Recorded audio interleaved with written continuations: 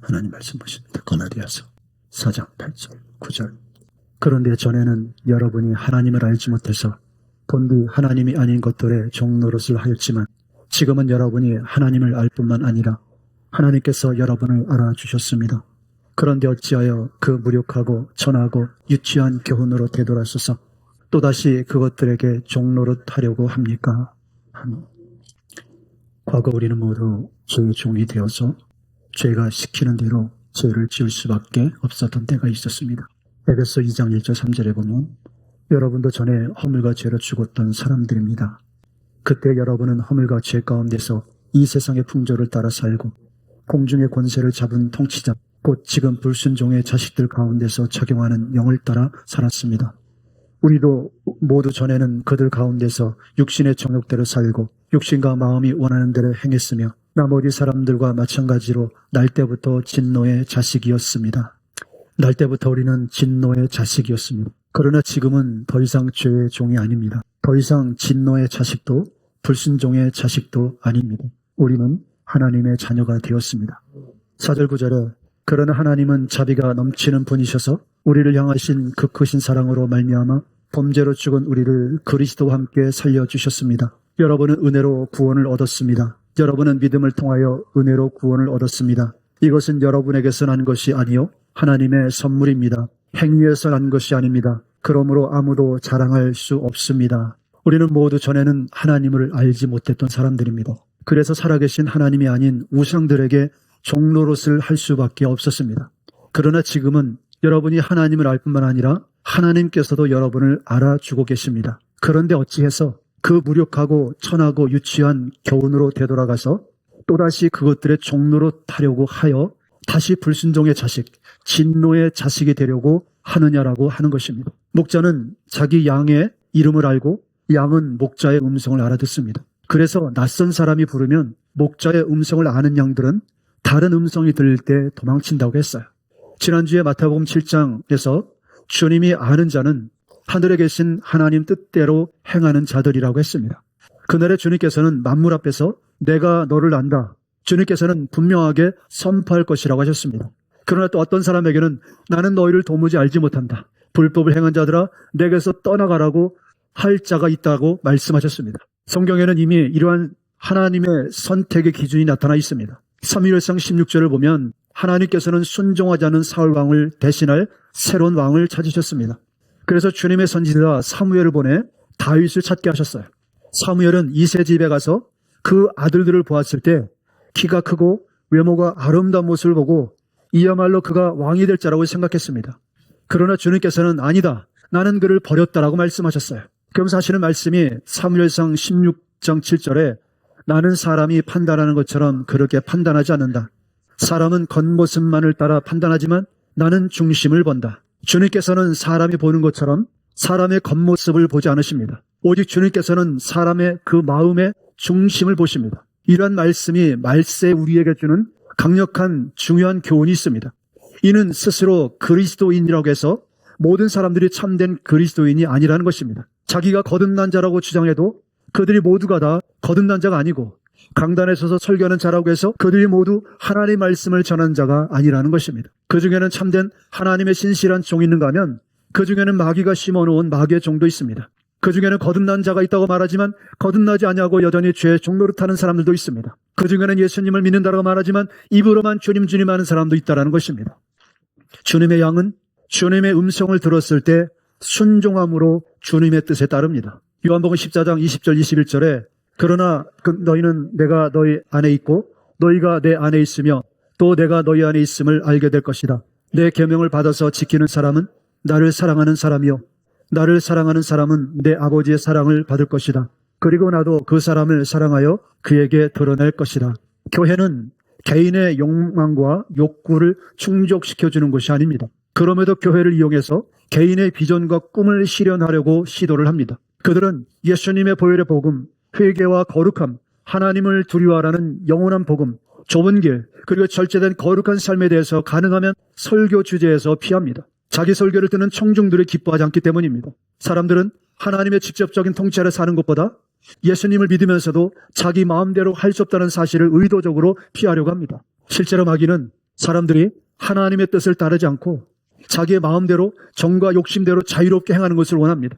그렇게 해야 그들이 죽는 날 그들과 함께 영원한 지옥으로 들어갈 수 있기 때문입니다. 예수님을 주님이라고 부르면서 불의와 불법을 행하는 죄의 열매로 어떤 사람들은 지옥에서 영생하는 몸을 입게 됩니다. 영원한 저주를 받는 것입니다. 무슨 말씀입니까? 사람은 한 번 태어나서 죽는 것으로 끝나는 것이 아니라 사람의 몸이 죽는 날 사람은 영생하는 몸을 얻는다는 것입니다. 그중에 어떤 사람은 저주받은 몸을 입는 사람이 있다는 거예요. 그러나 예수님을 믿고 주님이라고 할 뿐만 아니라 말씀에 순종함으로 거룩함의 열매를 맺는 성도들은 천국에서 영생하는 영광스러운 몸을 입게 된다는 것입니다. 여러분이 천국에서 영생하는 몸을 입길 소망한다면 예수님을 믿고 세상에 사는 동안 몸을 불의의 병기로 삼지 말고 불의와 불법과 음행을 버리고 하나님을 경외하는 마음으로 거룩한 열매를 맺는 사람이 되어야 합니다. 로마서 6장 22절 23절 이제 여러분은 죄에서 해방을 받고 하나님의 종이 되어서 거룩함에 이르는 삶의 열매를 맺고 있습니다. 그 마지막은 영원한 생명입니다. 죄의 삭은 죽음이요 하나님의 선물은 우리 주 예수 그리스도 안에서 누리는 영원한 생명입니다. 하나님께서 아시는 자들에게는 특징이 있다는 것입니다. 주님께서 아시는 자들은 좁은 길을 걷고 자기 절제의 삶을 살아갑니다.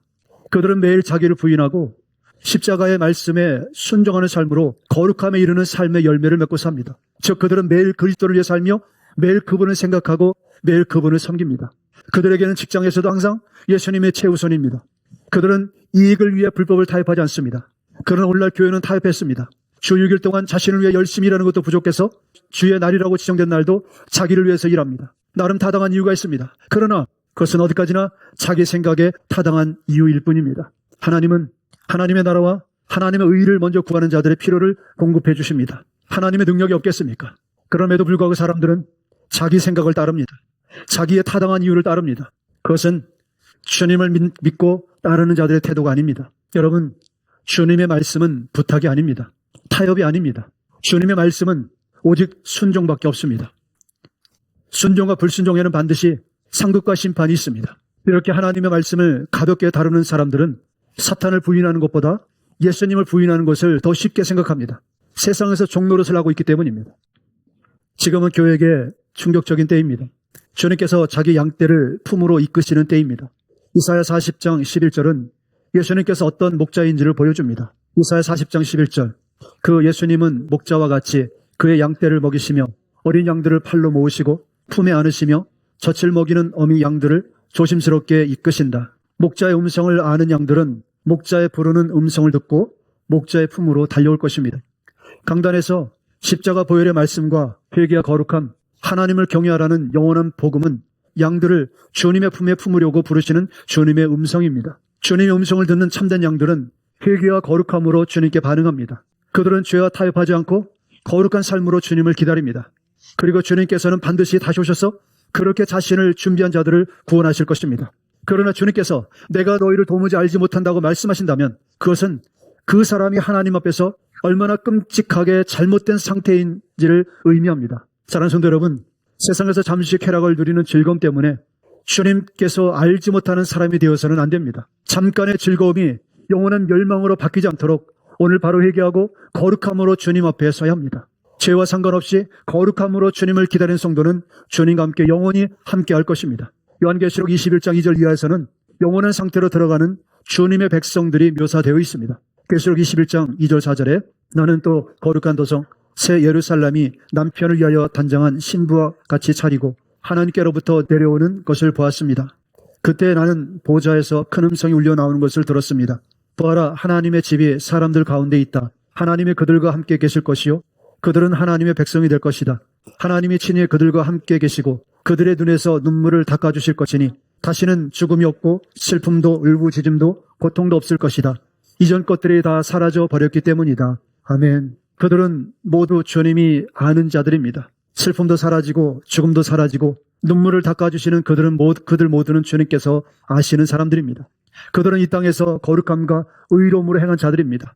예수님의 음성을 듣고 순종한 자들입니다. 주님의 음성을 듣는 그들은 선지자를 보내서 회개하라고 하면 그들은 즉시 회개한 사람들입니다. 죄에서 돌이키라고 말씀하시면 속히 죄에서 돌이켰습니다. 왜냐하면 그들은 주인의 음성, 주님의 음성을 알아들을 수 있었기 때문입니다. 그들은 씨를 뿌려서 복을 받으라고 전하는 거짓된 목자들에게 가지 않습니다. 그런 거짓 미혹에 빠지지 않고 주님의 음성이 어디에 있는지 정확히 알고 있는 사람들입니다. 또한 주님께서 죄를 책망하실 때도 그들은 주님께서 자신을 사랑하신다라는 것을 알고 있었습니다. 그래서 그들은 도망가려 하지 않았고 더욱 주님을 신뢰함으로 더욱 주님을 향해 나갔던 성도들입니다. 그래서 고린도전서 8장 3절은 또 누구든지 하나님을 사랑하면 그 사람은 하나님도 알아주신다. 할렐루야. 주님께서 어떤 사람을 알지 못한다고 말씀하시는 것은 그들이 예수께 순종하지 않았다라는 뜻입니다.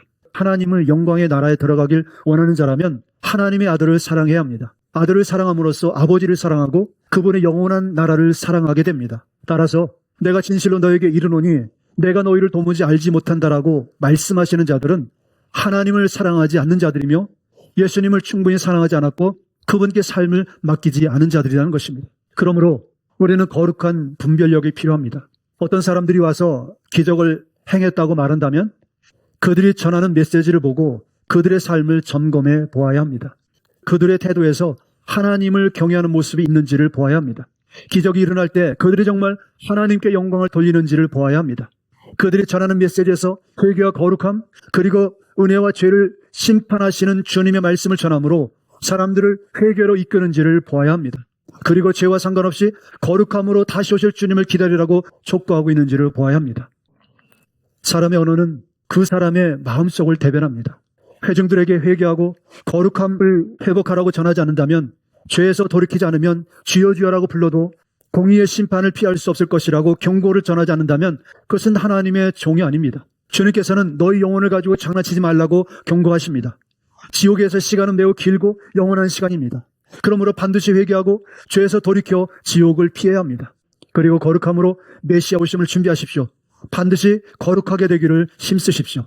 이것이 여러분의 삶에서 영원한 가치가 있는 것이기 때문입니다. 갈라디아서 5장 19절 21절 육체 행실은 훤히 드러난 것들입니다. 곧 죽음과 더러움과 방탕과 우상 숭배와 마술과 온수매짐과 다툼과 시기와 분냄과 분쟁과 분열과 파당과 질투와 술취함과 흥청망청 먹고 마시는 노름과 그와 같은 것들입니다. 내가 전에도 여러분에게 경고하였지만 이제 또다시 경고합니다. 이런 짓을 하는 사람들은 하나님의 나라를 상속받지 못할 것입니다. 이렇게 불의하고 방탕하고 우상 숭배하고 음행을 저지르는 온갖 악을 행하고 거짓을 행하는 사람들은 하나님 나라에 들어갈 수 없습니다. 그들이 비록 거듭난 자라 할지라도 그들이 예수님을 주님이라고 할지라도 그들이 은혜를 입은 뒤에 다시금 이런 삶을 사는 자들은 하나님 나라에 들어갈 수 없습니다. 그 죄를 회개하고 돌이켜서 거룩한 삶으로 나오지 않으면 그들은 주님의 나라에 들어갈 수 없습니다. 그래서 하나님께서는 지금 온 교회가 이 마지막 때에 거룩함으로 회복되라고 말씀하고 계시는 것입니다. 회개하라고, 죄에서 떠나라고, 의의를 행하라고, 선을 행하라고, 불의를 버리고 거짓을 버리고 오직 거룩함으로 주님께 나오라고 말씀하고 계시는 것입니다. 여러분, 가장 두려운 것이 무엇이겠습니까? 가난이겠습니까? 질병이겠습니까? 죽음이겠습니까? 아닙니다. 하나님의 진노의 손에 빠져드는 것입니다. 하나님의 손에 진노에 빠지면 영원히 헤어나올 길이 없습니다. 그러므로 우리는 매일매일 내 삶의 방식이 아니라 하나님의 삶의 방식인 회개와 거룩함으로 우리는 영생을 준비하는 성도가 되어야 합니다. 주님께서는 자신의 몸인 성전, 교회를 흠이 없고 거룩하게 하셨습니다.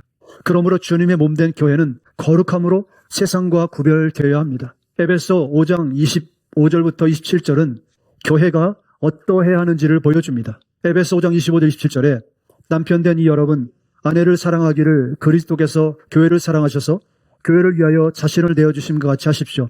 그리스도께서 그렇게 하신 것은 교회를 물로 씻고 말씀으로 깨끗게 하여서 거룩하게 하시려는 것이며 티나 주름이나 또 그와 같은 것들이 없이 아름다운 모습으로 교회를 자기 앞에 내세우시려는 것이며 교회를 거룩하고 흠이 없게 하시려는 것입니다. 교회는 어둠이 통치하는 세상에서 의의 행실로 빛을 비추어야 합니다.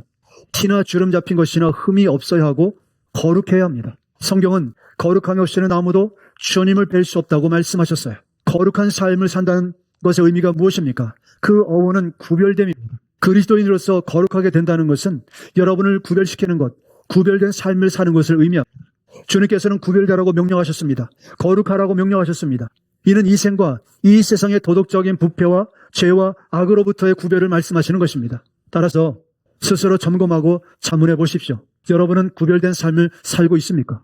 여러분은 예수님을 영접하기 전에 했던 그 일들, 거듭나기 전에 했던 그 일들 중 아직도 하고 있는 일들을 한번 생각해 보십시오. 왜냐하면 죄는 크든 작든 우리를 사망에 이르게 합니다. 그러므로 우리는 작은 죄라도 가볍게 여겨서는 안 되는 것입니다. 히브리서 10장 26절 29절 우리가 진리에 대한 지식을 얻은 뒤에도 짐짓 죄를 짓고 있으면 속죄의 제사가 더 이상 남아있지 않습니다. 남아있다고 예상할 수 있는 것은 무서운 심판과 반역자들을 삼킬 맹렬한 불뿐입니다. 모세 율법을 어긴 사람도 두세 증인의 증언이 있으면 가차없이 사형을 받았는데 하나님의 아들을 짓밟고 자기를 거룩하게 해준 언약의 피를 대수롭지 않게 여기고 은혜의 성령을 모욕한 사람은 얼마나 더 무서운 벌을 받아야 하겠는가를 생각해 보십시오. 생각해 보라는 것입니다.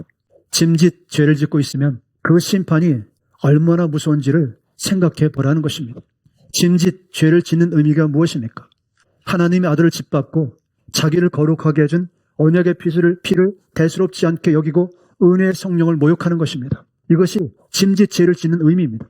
짐짓이란 말은 의도적으로 알면서도 모르는 척하는 것이라고 했어요. 그래서 이렇게 이렇게 의도적으로 고범죄를 짓는 것은 바로 하나님의 아들을 짓밟고 자기를 거룩하게 해준 언약의 피를 대수롭지 않게 여기고 은혜의 성령을 모욕하는 것이다라고 말씀하는 것입니다. 그러니 이러한 사람은 얼마나 더 무서운 벌을 받아야겠는가를 생각해 보라는 거예요. 모세 율법을 어긴 사람도 두세 증인이 있으면 가차없이 사형을 받았는데 알면서도 죄를 짓는 것은 얼마나 더 무서운 벌을 받아야겠는가를 생각해 보라는 것입니다.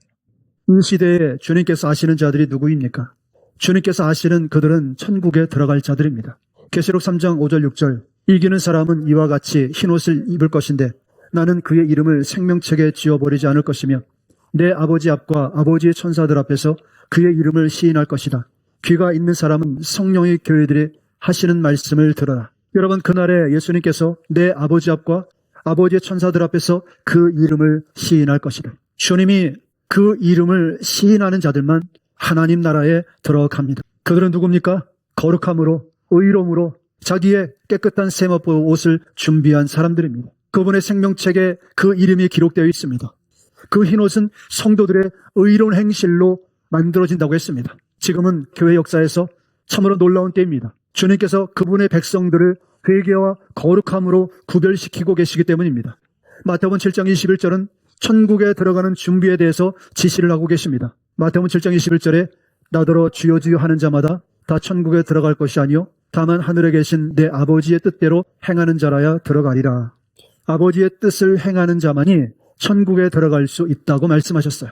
로마서 12장 1절 2절은 아버지의 뜻을 행하는 삶이 무엇인지를 알려주셨어요. 로마서 12장 1절 2절에 형제 자매 여러분, 그러므로 나는 하나님의 자비하심을 힘입어 여러분에게 권합니다. 여러분의 몸을 하나님께서 기뻐하실 거룩한 산 제물로 드리십시오. 이것이 여러분이 드릴 합당한 예배입니다. 여러분은 이 시대의 풍조를 본받지 말고 마음을 새롭게 함으로 변화를 받아서 하나님의 선하시고 기뻐하시고 완전하신 뜻이 무엇인지를 분별하도록 하십시오.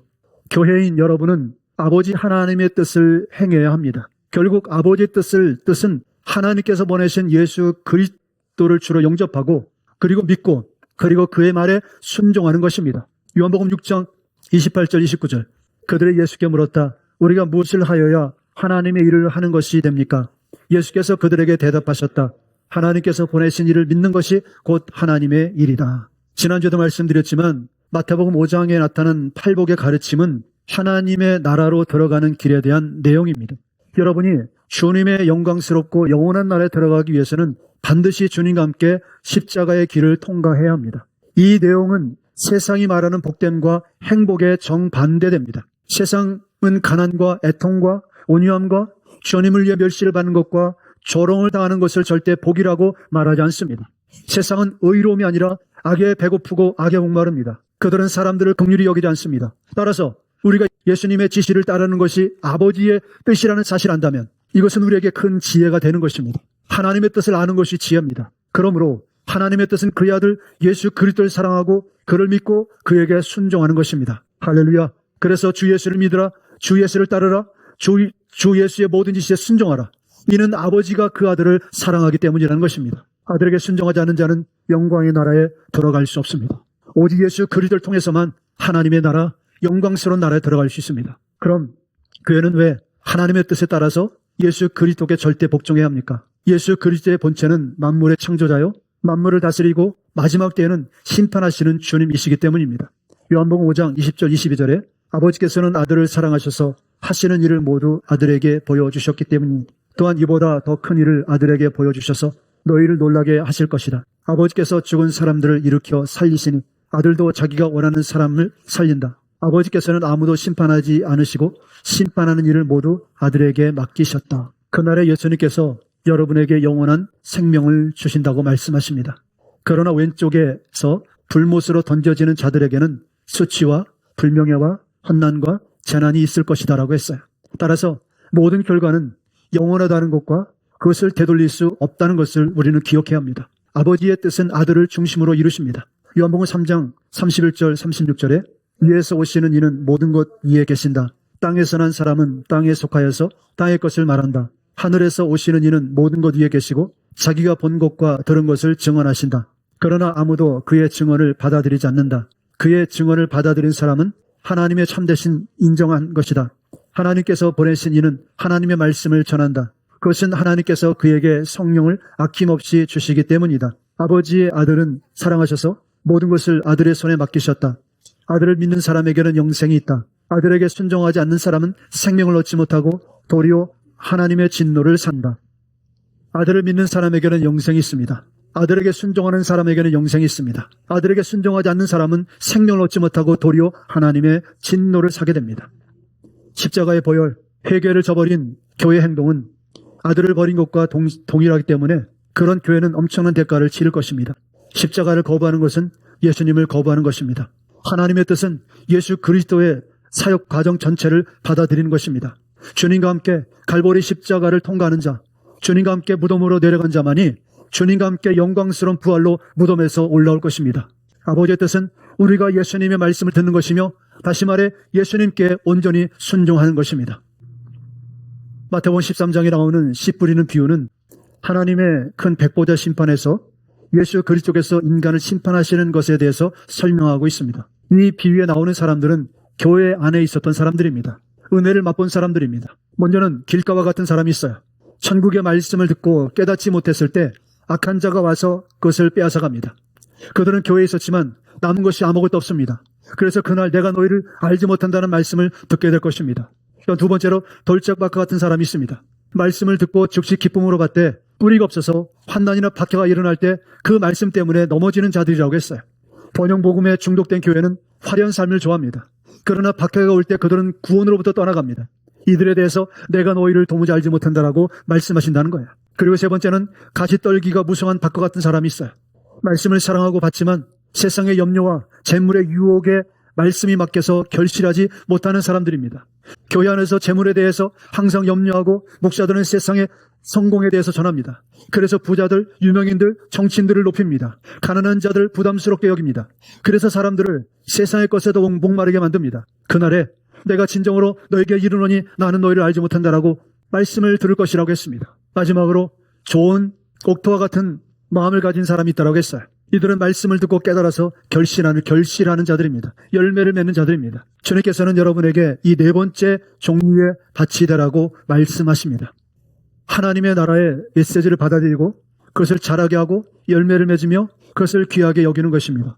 그러므로 주님께서 말씀하십니다. 바로 이것이 그리스도의 크고 두려운 백보자 심판에서 일어날 일이라는 것입니다. 여러분은 여기에 해당되는 사람이 되어서는 안 되는 거예요. 그러므로 여러분의 영혼을 가지고 장난쳐서는 안 됩니다. 회개하고 메시아의 오심을 위해서 항상 깨어서 준비해야 합니다. 하나님의 말씀을 온전히 알 때, 하나님을 알게 될 때 우리는 끝까지 인내할 수 있습니다. 하나님을 두려워하는 마음을 가졌을 때 우리는 죄에 대한 그 심판의 결과를 알기 때문에 우리는 죄의 유혹에서 인내할 수 있게 됩니다. 그러므로 여러분 먼저 하나님을 두려워할 줄 아는 자가 되십시오. 하나님은 반드시 죄를 심판하십니다. 절대로 말입니다. 말씀의 결론을 맺습니다. 여러분, 우리는 이 땅에서 우리의 삶이 많이 분주하다 할지라도 그러나 그 무엇보다 우리는 영원한 상급에 집중하고 살아야 합니다. 빌립보서 1장 23절에 나는 이 둘 사이에 끼어 있습니다. 내가 원하는 것은 세상을 떠나서 그리스도와 함께 있는 것입니다. 사도 바울은 그의 삶은 살아있는 동안에는 단 한시도 편안할 날이 없었습니다. 이 땅에서는 안식이라는 것이 없었습니다. 그래서 그는 늘 언제나 주님께로 가기를 소망했습니다. 그러나 그를 기다리는 사람들이 있었고 그를 통하여서 하나님의 말씀을 듣기를 원하는 자들이 있었어요.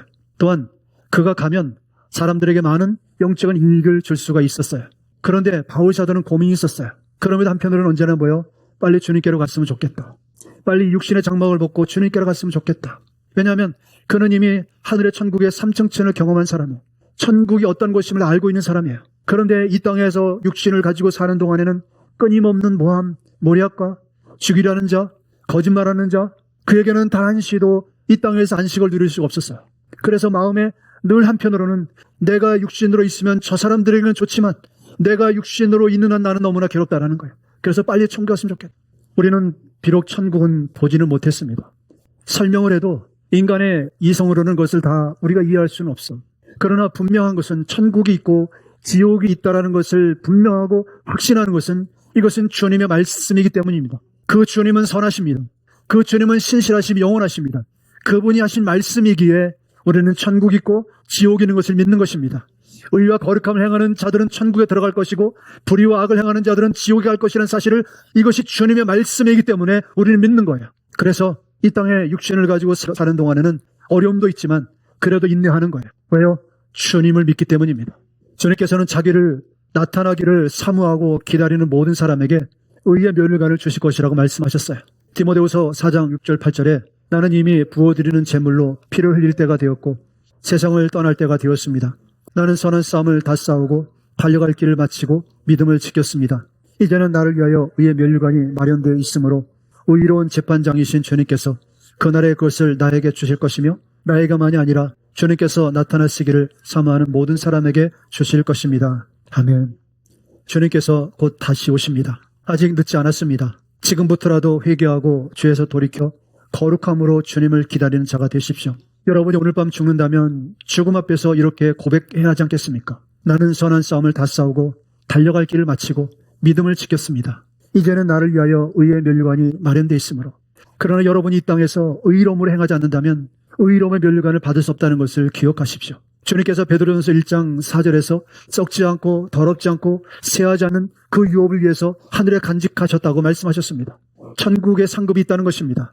세상의 운동선수들은 썩게 될 상급을 위해서 노력하지만 우리를 기다리는 것은 영원하고 썩지 않는 의의 멸류관입니다. 그러므로 우리는 매우 신중하게 옳은 결정을 해야 합니다. 거룩하신 하나님의 나라에 있는 그 영원하고 절대 썩지 않은 상급에 집중해야 한다는 것입니다. 땅에 있는 모든 것은 지나가는 것입니다. 썩는 것입니다. 그리스도인의 참된 구원은 여러분의 삶에서 예수님을 항상 우선순위로 삼는 것입니다. 그것은 의도적인 우선순위이며 무슨 일을 하든지 먼저 예수님이 우선순위를 항상 생각하는 것입니다. 참된 구원은 여러분을 절대로 실망시키지 않을 것입니다. 그들은 하나님을 경외하며 예수님의 십자가와 보혈을 중심에 두고 의로움을 구원의 중심에 둔 자들, 구별된 삶을 살았던 자들이기 때문입니다. 반드시 그들에게 하나님은 보상하실 것입니다. 의의 멸관으로 말입니다. 그러나 주님의 경고를 가볍게 여기지 마십시오. 그리스도인이 된 것만으로는 천국에 들어갈 수 없다는 것입니다. 믿음과 순종을 요구하십니다.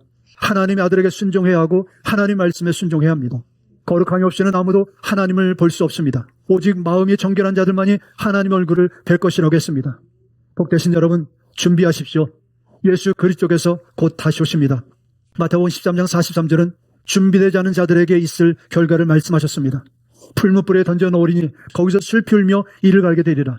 그날에 많은 사람이 주님께 주여 주여 하겠지만 주님께서는 내가 진실로 너에게 이르노니 내가 너희를 알지 못한다라고 할 자들이 있다는 것입니다. 마태복음 22장 13절에 예복을 입지 않는 자, 그의 비유처럼 입으로만 예수님을 주님 하면서 그는 삶에서 거룩함이 없었고 의로움이 없었고 순종함이 없던 자입니다. 그래서 슬피 울며 이를 가는 곳에 던져지게 되는 것입니다. 그러므로 질문은 이것입니다. 여러분은 택함을 받으셨습니까?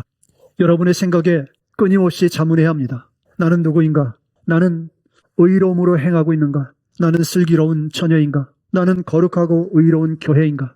이것이 여러분이 매일 삶 속에서 영원한 이 가치가 있는 이것을 위해서 매일 자신에게 질문하고, 만약에 내가 슬기로운 처녀가 아닌 미련한 다섯 처녀 가운데 한 사람이라면 우리는 회개하고 거룩함으로 나가야 합니다.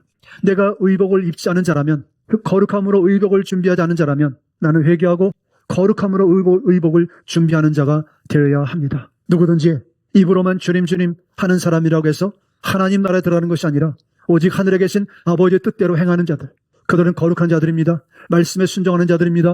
예수님을 사랑하는 자들입니다. 예수님께 순종한 자들입니다. 그들만이 영원한 하나님 나라에 들어갈 수 있다라고 말씀하십니다. 그러므로 지금 나는 예수님을 주님이라고 하니까 천국에 들어가는 것은 문제가 없어라고 그렇게 함부로 생각하지 마십시오. 성경은 분명 아니라고 말씀하셨어요. 오직 하늘에 계신 아버지의 뜻대로 행하는 자가 들어갑니다. 여러분의 영혼은 이 세상의 어떤 것보다 가치가 큽니다. 어떤 것과도 비교할 수 없습니다. 그러므로 그 영생을 위해서 지금 회개와 거룩함으로 날마다 준비하십시오. 메시아께서 곧 다시 오십니다. 죄에서 돌이키십시오. 죄를 버리십시오. 예수님께서 곧 다시 오십니다. 기도하겠습니다.